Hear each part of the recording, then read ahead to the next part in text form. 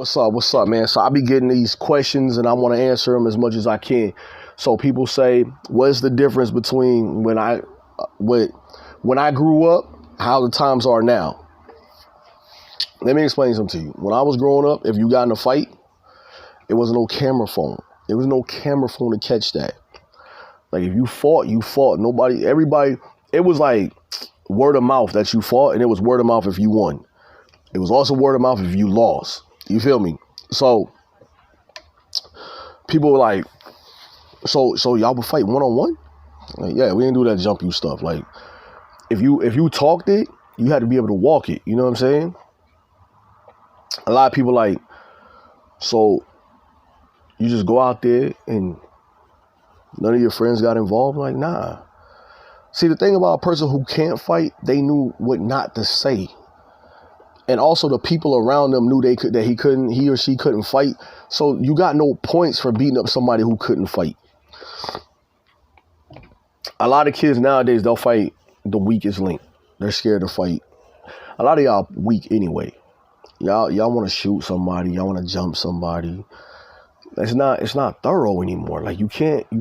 I don't condone violence by any means. Let me be clear on that. I believe if you have violence and you got to create violence tendencies, that it has to be the last straw. Like you've done all you can do and it just didn't pan out.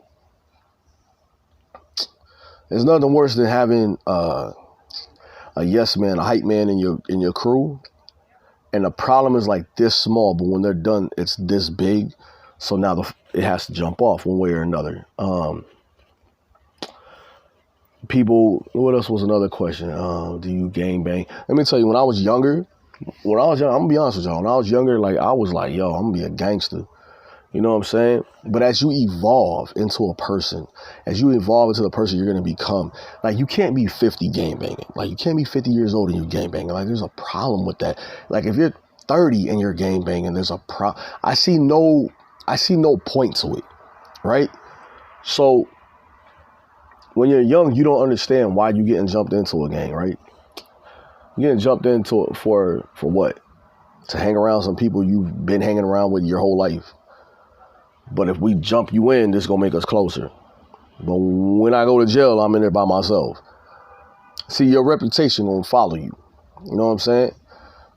It's a lot of questions that people ask me. How is it being a father with so many kids? So let me explain something to you. When you're a young man and you're growing up and you don't have the proper influences around you. When you're young, they tell men, young men coming up and say, yo, you're supposed to have as many girlfriends as you want. Okay? You're supposed to do this, supposed to do that. They don't tell you, like, if you find the one right person that'll ride for you, hold that one down. You know what I'm saying? So for me, like when I ended up having kids, you know, I was always taught if you make a kid, you take care of a kid. Like, I was like, all right, cool, and go to work. You know what I'm saying? Do what you gotta do, come up with a hustle, make sure your kid don't never suffer. And I've done that my whole life. You know what I'm saying? I make sure my kids are straight, financially they're straight, right? What I learned over the course of that is that if you have so many kids, you have to spread your time out with each kid, like, and you never can spread it out equally, but you have to do it as much as you can. You know what I'm saying? What's the other one? What was the worst point in my life? The worst point in my life, when my great-grandparents passed away. My great-grandmother, who I love to death, who loved me to death, no matter right, wrong, or the other, she loved me, but she was always real with me. She was always thorough with me. She would tell me like certain things that I needed to know as far as becoming an adult. You know what I'm saying? My great-grandfather taught me how to box. He was like, yo, I'm gonna show you how to fight. Ain't nobody gonna touch you no more. I mean, I could already fight, you know what I'm saying? He just made it where I could fight. You know what I'm saying? Like my hand game was crazy. What else? What else was there? Down point was when my sister got sick with cancer and she had a stroke. That was a down point for me, but it made us closer because before she got sick, we would just talk here and there. Now we talk like, I see her like every day, or I talk to her every day. We FaceTime every day. Me and my mom are closer. It's just things in your life that you're gonna go through that you just have to be boom. Low points. I don't know, relationships. Like I look at the relationships I was in, and I wish I could have did them differently. Some of them I wish I'd have never got in. You know what I'm saying? But it was a learning experience for me. You know what I'm saying? You have to sometimes look at it and say, I learned from that person. I learned from that person. You know what I'm saying? Because you don't want to always be in a relationship and then you start over with somebody else. And then you got to start over again. And then you don't want to do the start over button. You don't want to hit the reset button, as we call it. We don't want to hit that too many times. Sometimes you got to figure a problem out. And sometimes you probably the problem. You know what I'm saying? What's a good point in my life? Going to jail. Going to jail was a good point in my life because I was going down a self-destruction road. I went to jail. I met some very, very knowledgeable, I don't want to call them criminals, but criminals. I met some knowledgeable criminals who put me on game as far as like, this is not where you want to be. This is not who you are. You're young. You're 19. You don't want to be out here like this. You know what I'm saying? And when I got out, things changed for me. I stopped hanging around certain people. I was just like, I had to realize like I'm good on my own. You know what I mean? It's difficult to hear it when you're in the wrong, but I had to hear it and went through it. I came out a better person on the other side. Got a great job. You know what I'm saying? What else was a high point for me? Music. Music definitely became a great high point for me. You know, people were like, oh, I know him, but he played basketball. When they heard my record, they was like, he's dope. You know what I'm saying? Started my own clothing brand. Vibe Clothing is a blessing. It's hard to get a clothing brand off the ground. I ain't gonna lie. You have to just keep grinding. You know what I'm saying? What else? Being a father was definitely a blessing. I mean, when I had my 3 youngest, it changed me. It changed me for the better. I was more attentive. I was more aware of that they were watching. I couldn't really disappoint them. So things that I would normally do, like if somebody got a line, I would just get ill with it. I was no longer allowed to do that because I don't want to picture my kids not having their father in their life. You know what I'm saying? What else? Co-parenting was cool. I try to do that with each one of my baby moms, but like sometimes you get one or two baby moms that just really, I don't know how to say it. Like they don't want you to really be there. They just want the money. So sometimes you gotta be a financial person. You can't say nothing else. But I was also taught like, just make sure that your kids are taken care of. Even if they don't let you see them, just take care of them. So I'm good on that. What else is there? My mom, she got real sick. She had a brain tumor. She had surgery on that. And it was really good for her to know that I had her back. I wasn't going to let anyone or anything step in the way. I had a family member say, your mom's going to go home. And I was like, no, my mom's going to go get rehab. You know what I'm saying? No, she said if she had to, I said, she's going upstairs. She ain't leaving the building. You're not running nothing. I got it. Boom. Took care of my mom on that. You know what I'm saying? It was very difficult timing. What else? I think a low point was when I broke my nose and I had a hernia and I had to have surgery. That was kind of a low point for me. Another low point is I just found out I was diabetic, maybe 3 days ago. So, that's a low point for me right now because I'm not really equipped to handle medical issues. So I'm taking this medication and I'm working out now, and I'm on it. You know what I'm saying? And it's different because we all look at our life as if, oh, I'm good. Well, fellas, I can't speak for fellas. Go get your checkup, man. Go get your checkup. Because it could be something small, but the longer you wait, it turns to something big. Like for me, I was using the bathroom extremely, a lot. I was peeing a lot. In the middle of the night, it'd be 3-4 times I think last night or the night before last, when I started taking the medicine, was the first time I slept in months. Like, I slept through in months, and I hate taking pills. Anybody knows me, I hate taking pills, but I have to do it in order to get better. You know what I'm saying? There's nothing wrong with wanting to be healthy. You know what I'm saying? If it wasn't for that, I would have never went to the doctor. I'd have been like, I don't do doctors. I'm good, but I got a full checkup. I'm Gucci. You feel me? What else? What else happened in 2020? My stepmom passed away. That was a low moment because there was times like she was the only person I would call on the phone and hold long conversations with. She would actually tell me all is well. Sometimes I thought she was lying because I'm like, it can't be well if I'm feeling this way. But she said, all is well. So I would always tell her, like, all right, all is well. You feel me? But I miss her. I miss her a lot. You know what I'm saying? Because that was my go-to person. Like, I could pick up the phone, talk to her for like an hour or two, and we straight. You know what I'm saying? What else? My grandsons were born. Traylon and Tyler were born. Those are some blessings. They're crazy. I call one Big Face 20 because his head big as hell. You know what I'm saying? But I love him. My granddaughter passed away at birth. That was like a low point, but it was also like an eye opener, you know, because I had never wanted to experience that ever in life. I always wanted to be all my family members to be good. You know what I'm saying? For my daughter, she grew as a young woman from that. My oldest son, he has his associates in photography. He's a great kid. And in a nutshell, like, I've learned to grow from each drama scenario I've had. I've grown from it. What else? I don't know, man. Like, it's just a lot going on.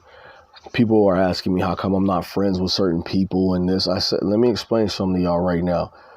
If somebody's bringing nothing but a negative aura towards you, let it go. Let that go. I don't care how long y'all been friends. Let it go. Because you will fall and you will become them. Let it go. What else happened in 2020? I think that's pretty much it. I think that's it, man. 2020 was the whole COVID thing happened. And I could say, like, that COVID came and scared the hell out of everybody. You know what I'm saying? Nobody's immune to it. As you see, I took my mask off right now because I'm the only one where I'm at. But a lot of people weren't following the rules. Like, a lot of people partying. Like I missed out on a lot of functions because I don't want to be around a group of people where I can accidentally catch it. And then that's the end for me. No, I'm not doing that. I don't care whose feelings get hurt. My life is important to me. You know what I'm saying? So, yeah, a lot of things popped off. You know what I mean? You got to look at the big picture in your life. When you're content with yourself is when everything is always a joyous occasion. Of course, they tell you got to put God first. Some people don't. Some people just think they woke up this morning and the air is theirs. But no. I live every day like it's my last because tomorrow's not promised. Tomorrow's not promised. You know what I'm saying? I thank God every morning because tomorrow's not promised. We have people who may have more than we have, but that doesn't mean that they're happy. You understand? I have people tell me I have a better car than you. You might, but when your car break down, you got to wait for parts to come from overseas. When mine break down, I can call little Hector down the block. He can get a clothes hanger and fix mine. You know what I'm saying? I'm just trying to make it thorough. Like, it don't matter how expensive the vehicle if they both do the same exact thing. So, what else happened in 2020? Oh, my son became a teenager. My youngest, he became 13. 13, boy, that's something different. That's all the way different because now I'm 13. You know what I'm saying? He feeling some type of energy now. Like, I'm 13, but he's still in that Fortnite stage. So I'm like, all right, be 13, but be Fortnite 13. You know what I'm saying? Stay on the game. You know what I mean? My twin daughters are becoming young ladies, and I think that when your daughters go through the circle of life, as we're gonna call it, it puts a father in a whole different place. You don't want no little boys around. You don't want nobody around. You like, man, stay away from my daughter before I chin check you one time. You feel me? It's different. It's different. Like, even with my son, like I try to protect him from the heartache of having a girlfriend, because you're not really prepared for a broken heart at that age, and sometimes you don't recover from that. What else was big for him this year? He protected some kid from being bullied this year, and my son ain't the biggest, but he got the most heart. Like, he scrappy from Scooby Doo, puppy power. He's not letting any of his friends get bullied. He don't care, and he'll tell you in a minute, like, dog, you'll lose. Like, my family mad big, you'll lose. We'll come for you. Like, he'll tell you, like, stop. He's not into the people getting bullied. What else was a headache? Oh, the virtual learning. Oh my God, man. That virtual learning is so like stupid to me.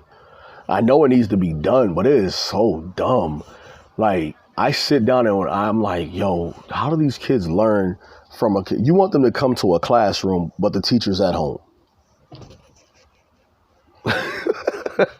I ain't figured that out yet. My kid can stay home for that. You know what I'm saying? My kid be like, yo, virtual learning, what is that? And yet, like, right now, they're going to school right now. They're in school. I'm like, ugh. You try to make sure that some kids don't learn through the virtual. They learn hands-on. They learn, you got to be in front of the teacher and all that. But if you give a kid an option to stay home, man, and if you have a parent that can stay home too, it'll get done. But if you got one of them parents that's like, they both work, or if you have that one parent that works and they're just like, yo, I have to believe you're going to get up and do your work.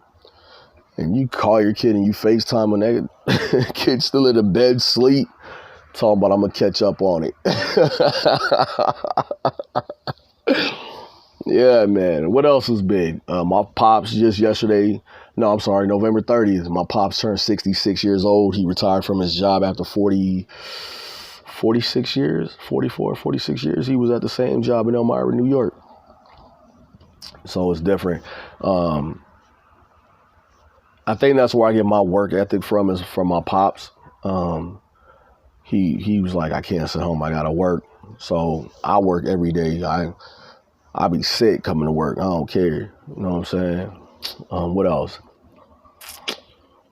I'm still playing basketball. I'm not playing at a high level where I was before because my knees hurt, but I still hoop. You know what I'm saying? Some days I'll have some good games. Some days I'll be out there like, it is what it is, you know, depending on the competition. What else is there out there? About to grab my motorcycle. I've been talking about like getting a motorcycle for like 2 years now, but it's about to go down. You know what I'm saying? Next year. What else? Going back to school finally get my degree. I'm gonna get my house, and I'm gonna get me a little French bulldog, man, like straight up. So a lot of people are like, man, life is gonna be good for you. Life is gonna be great for me, great. You know what I'm saying? There's nothing worse than when you trying to figure it out. You gotta figure it out. You know what I'm